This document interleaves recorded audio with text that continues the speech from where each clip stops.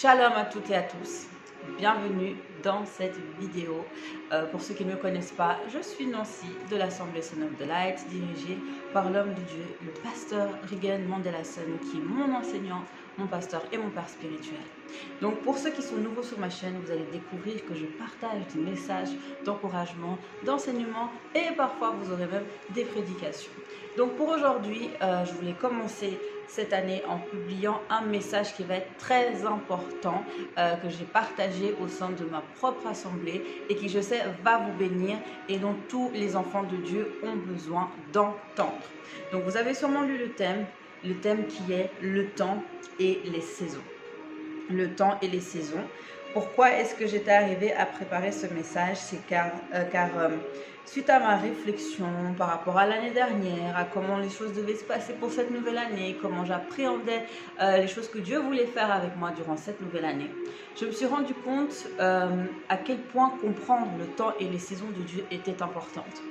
Parce que nous sommes participants à la nature divine, nous sommes en collaboration avec le Saint-Esprit et ce n'est pas juste l'affaire de connaître les choses, d'entendre les prophéties, mais c'est de pouvoir amener ces choses à devenir palpables. Et vous allez me dire, mais Nancy, comment faire pour que ces choses soient rendues palpables?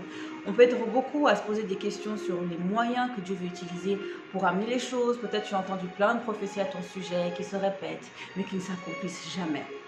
Et c'est suite à ça où j'ai commencé à prendre le temps à m'asseoir avec le Seigneur et lui dire, Seigneur, je veux comprendre. Donc il t'arrivera des moments où tu dois t'asseoir et dire, Seigneur, je veux comprendre où est-ce que tu veux m'emmener, je veux comprendre dans quel temps je suis, je veux comprendre dans quelle saison je suis. Et par rapport à ça, il est important des fois de regarder tout ce que le Seigneur a déclaré déjà à notre sujet et de comprendre maintenant comment est-ce que cette chose peut être amenée à se manifester dans ta vie, à rendre cela réel et que ce soit pas juste quelque chose de spirituel, mais que ce soit quelque chose qui devienne maintenant naturel.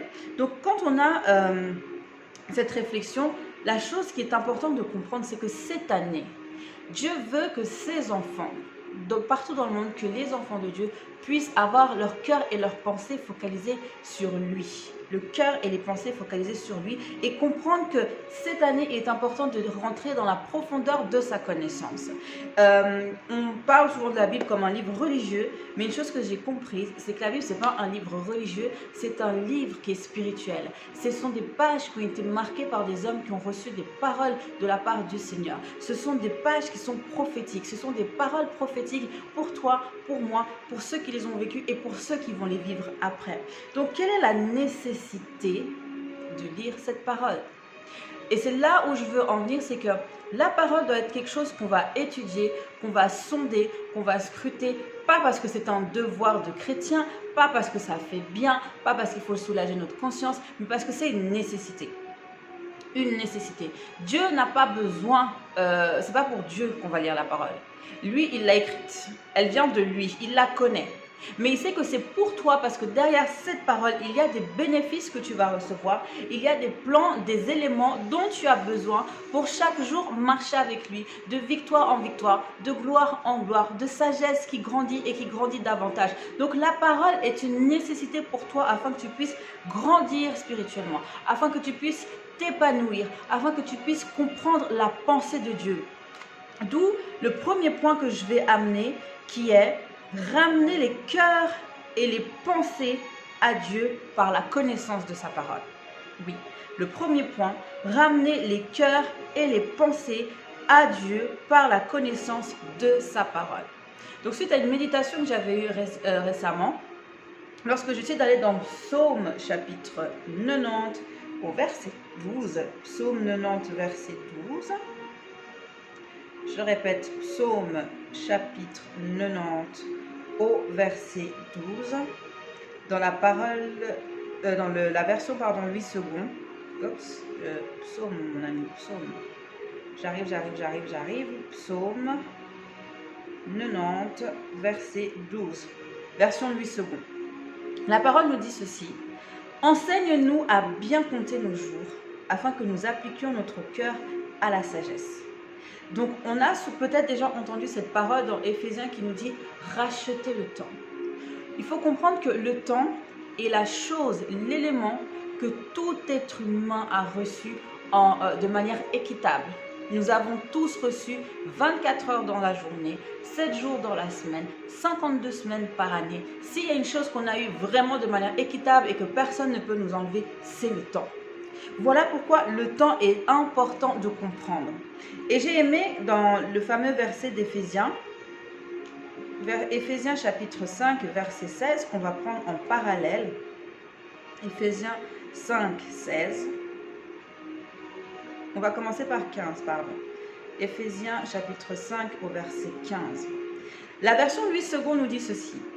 Prenez donc garde de vous conduire avec circonspection, non comme des insensés, mais comme des sages. Cette version est un peu vaste pour moi. Donc, j'ai pris la version Bible du Semeur. Parole vivante, c'est ça, voilà. Parole vivante. Faites bien attention à votre conduite. Ne vivez pas sans réfléchir.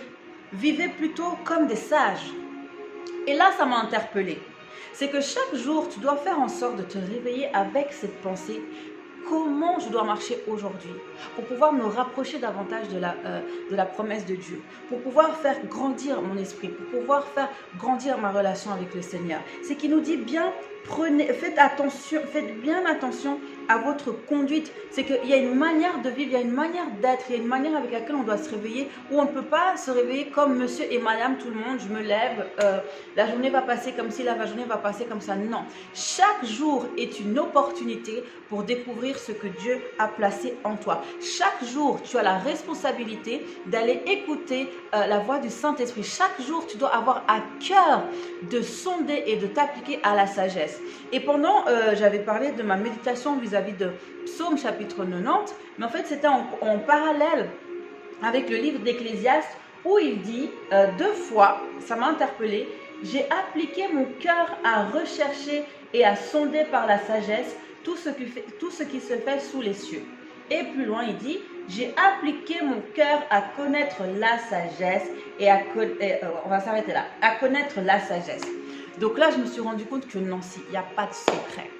Tu dois appliquer ton cœur à rechercher, à sonder, à connaître la sagesse. Parce que c'est au travers de la sagesse que tu vas grandir. C'est au travers de la sagesse que tu auras le discernement. C'est au travers de la sagesse que tu vas comprendre Dieu. C'est au travers de la sagesse que ton caractère va être différent vis-à-vis des gens. C'est au travers de la sagesse que tu sais résoudre les situations. C'est au travers de la sagesse que tu deviens capable de ça. Donc, tu dois rechercher à activer l'esprit de sagesse. Oui, il faut activer l'esprit de la sagesse. Et tout commence par le sondage, par le fait de sonder les Écritures. Tu dois sonder, tu dois entrer dans la profondeur et aller nager dans les eaux de la parole, dans les eaux de l'écriture, de la même manière que Jésus le faisait. Le ministère de Jésus n'a pas commencé juste comme ça parce qu'il était le Fils de Dieu, mais c'est parce que dès le plus jeune âge, il avait compris qu'il était là avec un but précis. Il avait compris qu'il n'était pas un vagabond sur la terre, il avait compris qu'il avait un but, une mission. Et que ce but et cette mission-là, il commencerait à les découvrir en allant scruter la parole, chercher où est-ce qu'on parlait de lui, découvrir quelle était la capacité que Dieu lui donnait. Et c'est ça que nous devons comprendre, c'est qu'on a reçu toutes les armes, on a reçu tous les outils nécessaires, mais qu'en faisons-nous? Est-ce que ta Bible prend la poussière?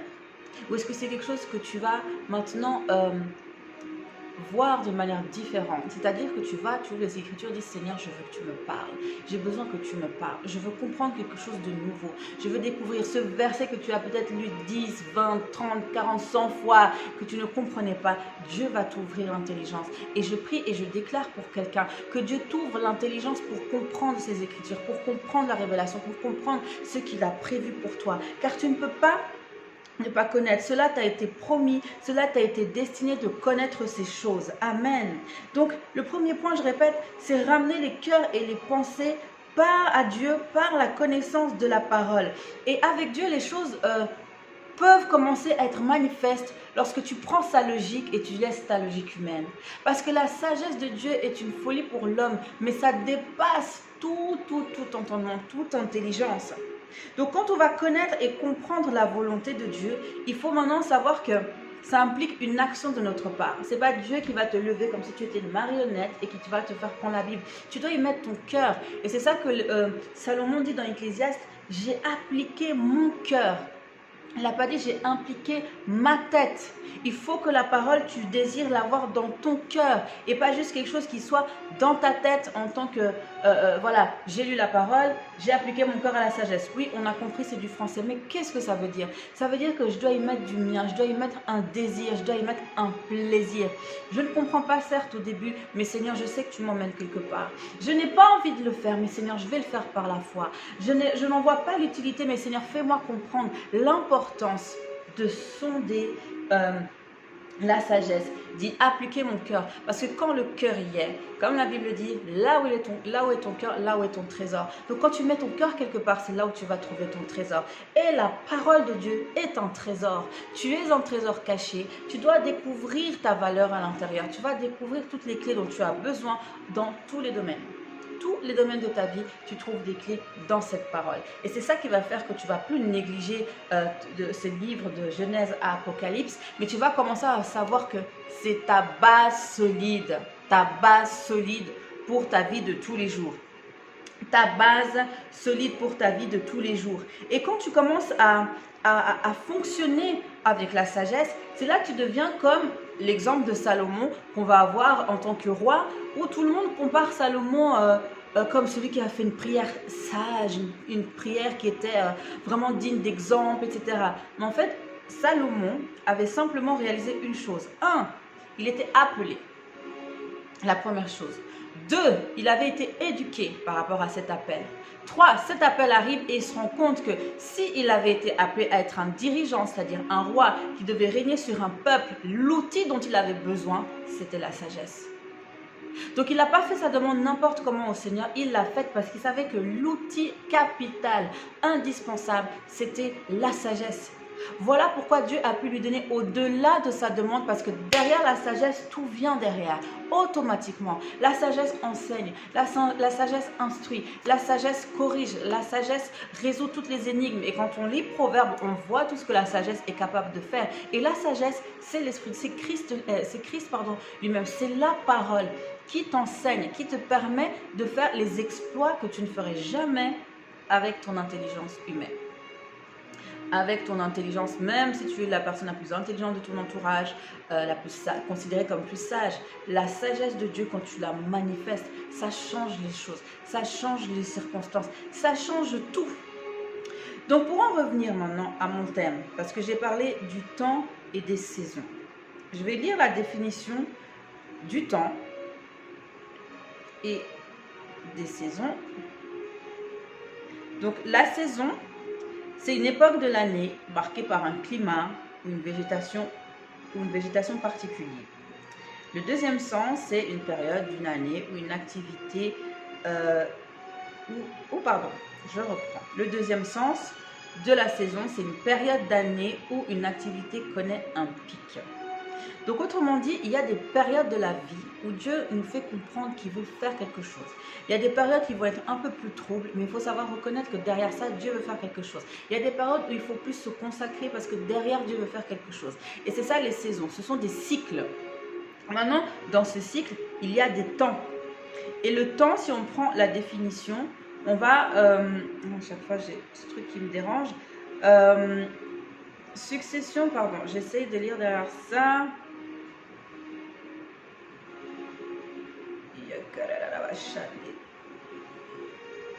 C'est une ère, un siècle, un moment précis. Et un des synonymes encore qui est donné, c'est une date, une époque. Et quand j'ai lu le mot date, ça m'a plus encore percuté. Parce que souvent le problème des enfants de Dieu quand nous sommes impatients, c'est que quand Dieu nous donne une promesse, nous on veut connaître la date. C'est-à-dire c'est quoi la date? Mais en fait, Dieu ne fonctionne pas avec un agenda comme nous on l'imagine, où tu as la date de 1900 je ne sais pas quoi, la date de 2000 je ne sais quoi, la date du mois de novembre, etc. etc. Quand Dieu accomplit les choses, c'est qu'il amène ce qui est déjà préparé dans l'esprit, dans le naturel. Mais ce qui va amener les choses qui sont spirituelles dans le naturel, c'est comment toi tu te positionnes lorsque la promesse de Dieu va sortir, comment est-ce que toi tu vas mettre en pratique cette parole que tu as reçue, comment toi tu vas les sonder et te positionner pour devenir cette personne qui soit prête à recevoir. Donc en fait, le temps de Dieu, tu le provoques par ta préparation. Le temps de Dieu est marqué lorsque toi, tu démontres la maturité. C'est ça l'agenda de Dieu. C'est que l'agenda de Dieu, tu es capable de le reconnaître quand toi, tu deviens de plus en plus spirituel. C'est-à-dire que tu montes dans ta grâce, tu montes dans la grâce, tu travailles dans la grâce, tu découvres la grâce. Et plus tu te rapproches de Dieu, plus tu as plaisir et tu commences à découvrir comment ton esprit fonctionne, ton identité. Et là, on reprend maintenant l'exemple d'Abraham. C'est que Abraham, on sait que c'est le père de la foi. Abraham avait une promesse qui était quand même insensée, improbable. Un homme de, il avait quel âge? Avant de 86 ans qui reçoit la promesse qu'il aura un fils avec sa femme vieille qui a été stérile. Humainement, ça n'a pas de sens.